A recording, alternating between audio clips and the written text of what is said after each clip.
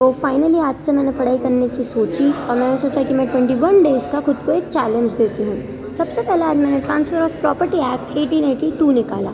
उसमें मैंने सबसे ईज़ी सा टॉपिक पढ़ने की कोशिश करी, जो थी कि ट्रांसफ़र ऑफ प्रॉपर्टी एक्ट होता क्या है और उसके एसेंशियल एलिमेंट्स क्या होते हैं। तो ट्रांसफ़र ऑफ प्रॉपर्टी एक्ट में ट्रांसफ़र ऑफ प्रॉपर्टी एक्ट मैंने डे 1 में सबसे पहला चैलेंज ये लिया है और इस एक्ट में मेन 4 बातें याद रखने की है। पहली कि ये एक्ट नंबर 4 है, दूसरी कि इसके अंदर सेक्शन 137 है, तीसरी कि इसके अंदर 8 चैप्टर्स है। मतलब ये एक्ट कोई बहुत बड़ा एक्ट नहीं है, छोटा सा एक्ट है, जल्दी से याद हो जाएगा।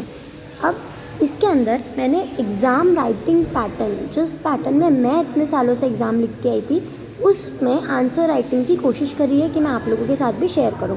तो एग्ज़ाम में मैं सबसे पहले लिखती हूँ 1 या 2 पेज का इंट्रोडक्शन। तो इंट्रोडक्शन मन से लिखा जाए, इससे अच्छा तो मैं कुछ छोटे पॉइंट्स सिलेक्ट करती हूँ और मैं उसमें से कुछ 2 या 3 ही पॉइंट याद रख पाती हूँ, तो मैं आपके साथ भी शेयर करती हूँ।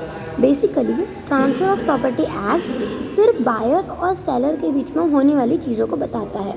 ये इनैक्ट हुआ था 17 फरवरी 1882 को और ये इन्फोर्स में आया था 1 जुलाई 1882 को।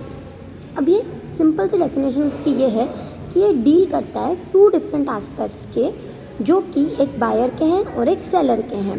Transfer of property act mainly immovable property के साथ डील करता है और इमूवेबल प्रॉपर्टी लैंड हो सकती है, होम हो सकता है, कुछ भी हो सकता है। उसके बाद हम देखेंगे कि इसके क्या मेन 6 टाइप्स की प्रॉपर्टीज़ है। तो transfer of property immovable properties के बीच में होता है, इंडिविजुअल के बीच में, कंपनी और ऑर्गेनाइजेशन के बीच में भी हो सकता है। अब इसके अंदर हमने देखा कि 6 types of property are included in transfer of property act. मतलब इन्हीं के ऊपर सेक्शंस आगे हम पढ़ेंगे, sale, lease, mortgage, exchange, gift और एक्शनेबल क्लेम। अब इस एक्ट के अकॉर्डिंग कौन कौन इस एक्ट के अंदर आता है, ठीक है, कौन वैलिड है। तो 18 के अबव एज वाला इंसान, कोई ऐसा पर्सन जिसको इन टाइटल दिया गया हो, जैसे मेरे पापा ने मुझे बोला कि अब से ये प्रॉपर्टी तेरी है, तुझे जो करना है तू कर सकती है। मेंटली सेन हो, या तो फिर वो ऑथराइज जो उस प्रॉपर्टी को डिस्पोज करने के लिए। इसमें 2 पॉइंट्स मेन याद रखने के होते हैं। एक तो रिटन एग्रीमेंट। तो रिटन एग्रीमेंट से इसका मतलब ये है कि नेसेसरी होता है इमूवेबल प्रॉपर्टी में कि आप एक रिटन एग्रीमेंट बनाओ, तभी उसको वैलिड माना जाएगा। और अगर 100 रुपये से कम की प्रॉपर्टी है तो आप उसमें ओरली भी ट्रांसफ़र कर सकते हैं। ट्रांसफ़र ऑफ प्रॉपर्टी एक्ट की डेफिनेशन की बात करते हैं हम, जो दी है सेक्शन 5 में ट्रांसफ़र ऑफ प्रॉपर्टी एक्ट के अंदर। ये कोई बहुत ही कॉम्प्लिकेटेड डेफिनेशन नहीं है, मैंने इसको एकदम ईजी कंसेप्ट में याद करने के लिए निकाली है।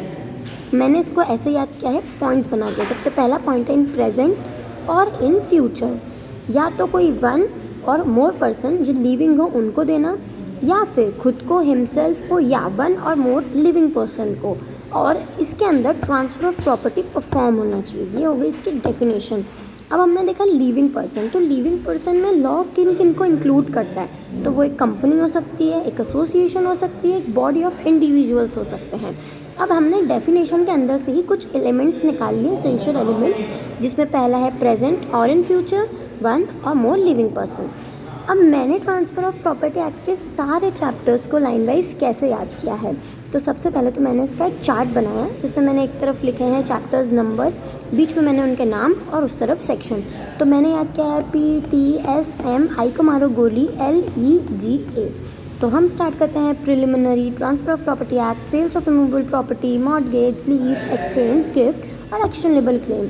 अब जब मैंने ये सब कुछ पढ़ा है तो मैंने एक अलग से कॉपी में लिखा है कि मैं इन 21 डेज़ के चैलेंज में क्या क्या नया सीखी हूँ पढ़कर, और ताकि मुझे ये 21 डेज़ के बाद भी याद रहे, इसलिए मैंने इसको एक छोटे से शीट ऑफ पेपर में भी लिखा है, जो कि मेरे सामने रहेगा और मुझे याद